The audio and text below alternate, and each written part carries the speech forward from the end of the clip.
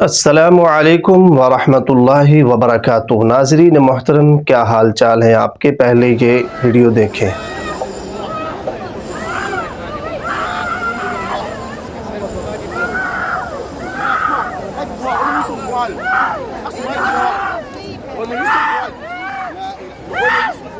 ہاں تو ناظرین، آپ نے یہ ویڈیو دیکھی ہے۔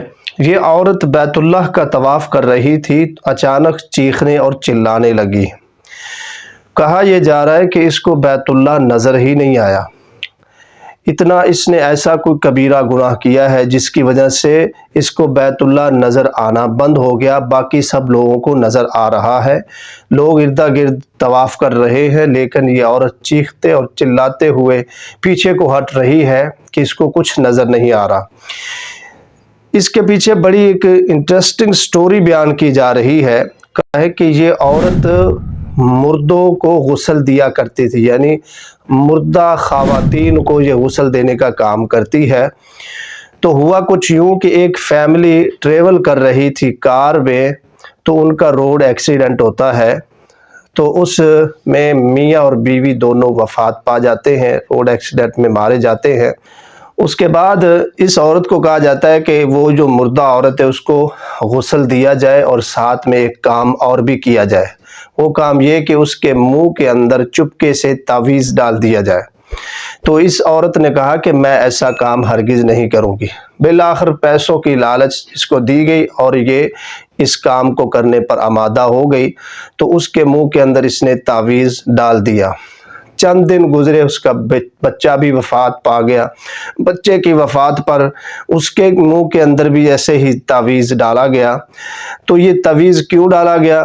کیونکہ جو وارث تھے وہ چاہتے تھے کہ اس پوری جو ہے وراثت، ان کی جائیداد، زمین، کاروبار جو ہے وہ ہمارے حصے میں آ جائے، اس کا کوئی وارث باقی نہ رہے، لہٰذا آہستہ آہستہ کر کے ان کو موت کے گھاٹ اتارنا چاہتے تھے۔ یہ کہانی بیان کی جا رہی ہے، یہ اس کا گناہ ہے، اس وجہ سے اس کو کعبۃ اللہ، بیت اللہ شریف نظر نہیں آ رہا۔ سننے میں تو یہ کہانی بڑی انٹرسٹنگ ہے، لیکن یہ فیک ہے، اس میں حقیقت سے کوئی تعلق نہیں۔ اگر دیکھا جائے تو اس سے بھی بڑے بڑے گناہ جو تھے، جو ابو جہل تھا، ابو لہب تھا، بیت اللہ کے پاس رہتے تھے مکہ میں، کبھی وہ اللہ کے دشمن، اللہ کے رسول کے دشمن، اسلام کے دشمن، ان کو تو کبھی اس طرح کا ماجرا نہیں ہوا کہ کعبۃ اللہ غائب ہو گیا۔ یہ ایک کہانی بیان کی گئی ہے۔ اب یہ ایک نمبر پہ، پہلے نمبر پہ تو یہ بات کلیئر ہوگی کہ یہ بات غلط ہے۔ دوسرے نمبر پر کوئی جب خواتین غسل دیتی ہیں تو ایک عورت نہیں ہوتی، بہت ساری عورتوں کا ہجوم ہوتا ہے جب غسل دیا جاتا ہے۔ نمبر 2 پہ یہ بات بھی کلیئر ہو گئی۔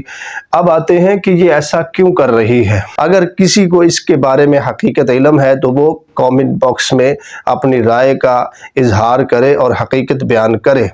ہمارے نزدیک، ہمارے رجحان کے مطابق اس عورت کو بیت اللہ میں کوئی اس طرح کی ایکٹیویٹی نظر آئی ہے جو اس کو سایہ ہے، یا جنات کا مسئلہ ہے، یا جادو کا مسئلہ ہے۔